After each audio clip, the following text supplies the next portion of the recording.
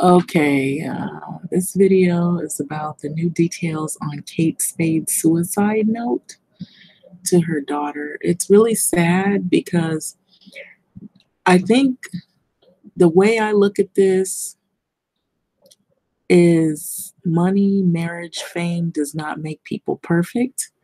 And I've said this in previous videos that people are people and that's who they are. They're human. And so they're not perfect, and we don't know what goes on in the lives of these people. They may have money, they may have a marriage that you think is ideal, they may have an ideal life that you might envy, but you don't know what's happening behind closed doors with these individuals and what they're going through. Sometimes it could be something happening within their family, it could be something happening within them, and you never know what goes on in the lives of these people. So this is so sad. The fashion designer Kate Spade, she was found dead this morning in her home at 850 Park Avenue, and she reportedly hung herself with a scarf tied to a doorknob while her husband Andy was in another room. So she was found by her housekeeper, and she left a note. Before we get into the details of her death and the note, please know that there are people who can help if you're feeling hopeless. So they leave a call, a friend number here for people who are in similar incidences where they may be feeling hopeless, alone, or feeling like they want to commit suicide. So it says call a family member or somebody that's a close friend, call the National Suicide Hotline. And so the number is listed here. It's 800-273-8255. And it goes on to say you are important and you're needed on the earth. And so with all the climate of what has been going on and a lot of things that have been happening, a lot of people are feeling a lot of anger, frustration, hopelessness. Sometimes there's things happening within themselves. They may have mental disorders that you don't even know about.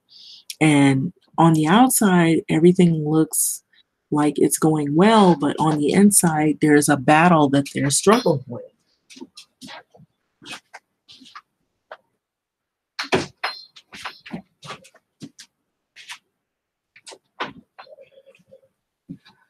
So I thought this was important to make a video on this because I was thinking this made me think about the incident with Robin Williams, the actor, and some of the other people that we've lost because of some of their personal issues.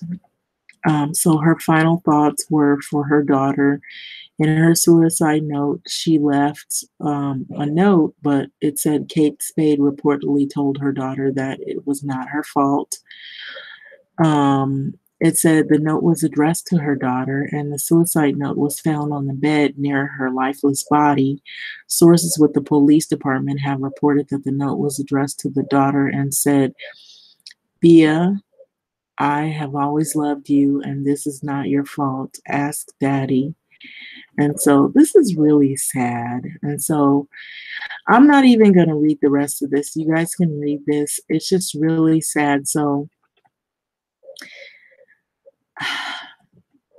you know, there are a lot of things that are going on with people that you wouldn't believe. So it goes on to say that the housekeeper found her. So Kate's housekeeper found her with a red scarf tied around from the closet doorknob in the bedroom. It was tied to a closet doorknob. So it says that she was cold and unresponsive, and the housekeeper called the 911 number and then ran out to get the building superintendent, who rushed upstairs and cut the scarf from her neck and attempted to do the CPR to revive her. So her death is officially a suicide, and that's what it's ruled out. So at this point, there was a note left, and the contents of the note, as well as the physical state of the apartment and the comments of the witness, lend to the credibility that it was an apparent suicide. So The CFDA honored her. So Kate Spade was twice honored by the Council of Fashion Designers of America. That's what CFDA is. The first time was in 1996 as an emerging accessories designer to watch, and the second time in 1998 as the Best Accessories Designer of the Year. The group's annual gala and awards show took place Monday. Spade did not attend, so the CFDA released a statement shortly after the news of her death hit the wires. CFDA heads Stephen Kolb and Diane von Furstenberg said that the CFDA is devastated to hear the news of our friend, colleague, and CFDA member Kate Spade tragic passing. She was a great talent who had an immeasurable impact on American fashion and the way the world viewed American accessories. So we want to honor her life and her major contribution to the fashion business and express our most sincere condolences to the family. And so her daughter was her priority, so Kate Spade left her business behind when her daughter was born. So shortly after Bea was born, Kate realized that her priorities had shifted. As an experiment, Kate and Andy decided to see how many times they were called on to make a decision over the course of the day to determine whether or not to stay with the company.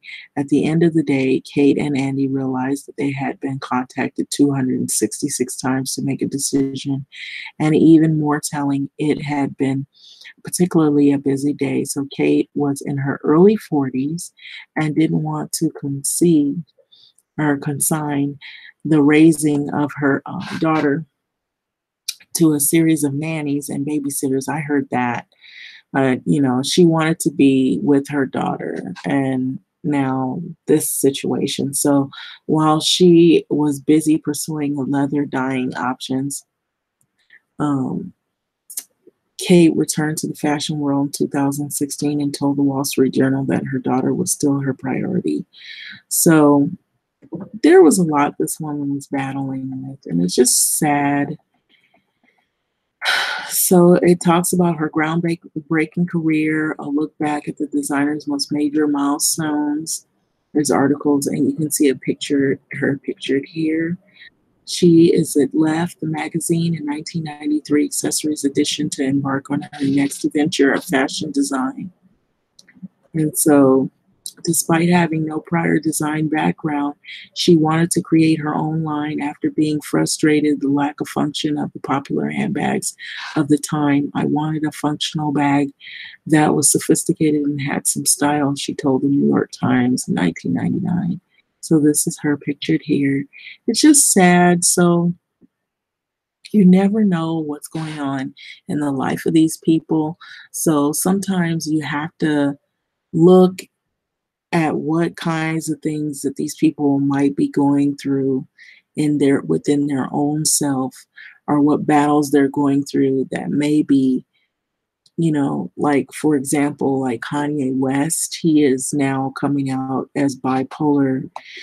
Actually, he's already come out and mentioned that, but he's more elaborating on it. He's also elaborating on the truth of the issues that happen within the relationship with him and Kim Kardashian. And then also, this right here, this situation makes me think of Robin Williams, how sad that whole thing was. It was really, really sad because he was really funny, he was real charismatic, and to hear that these people like this that you think have perfect lives, that there's no flaws, there's no problems, that there's things that are going on within their home life, maybe their family, or things they're troubled with.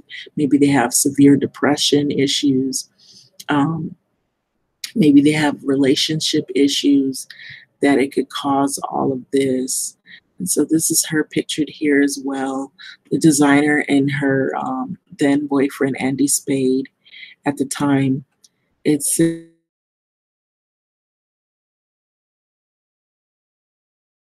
clothing store job back in Arizona teamed up with a friend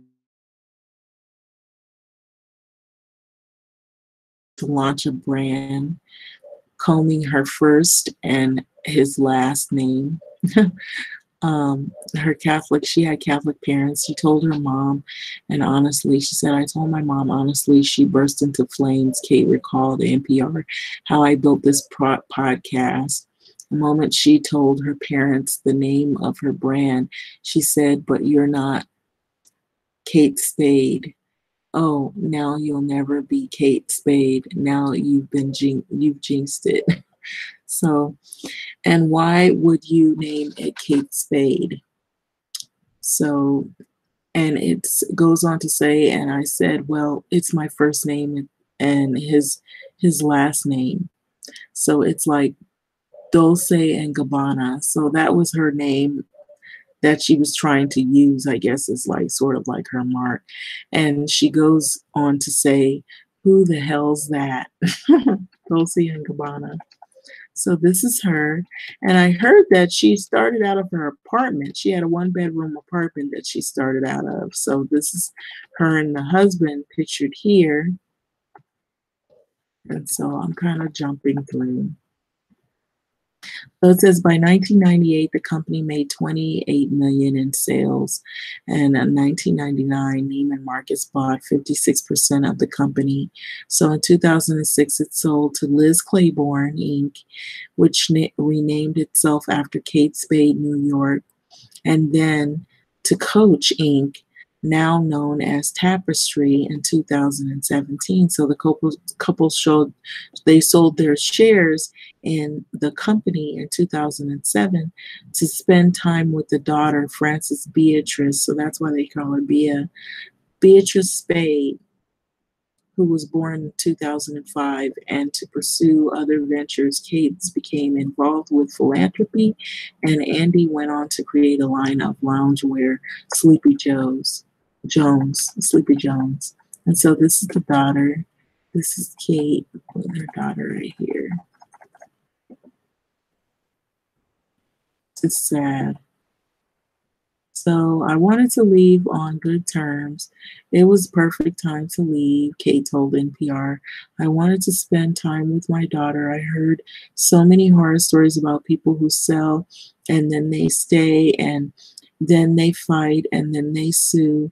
So I thought, oh, that's time to that's too ugly for me. So it's was seamless. It was very quiet, quiet exit. So that's pretty sad. So I needed a break and I really wanted to raise my daughter. So she talks a lot about the daughter. It's just sad that she couldn't stay around.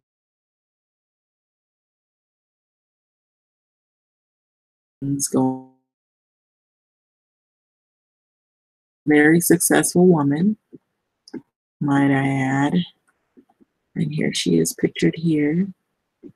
And I just thought I would bring that up. I'm not even going to go through the whole articles because you could read it at any moment in time that you choose. So I'm panning up.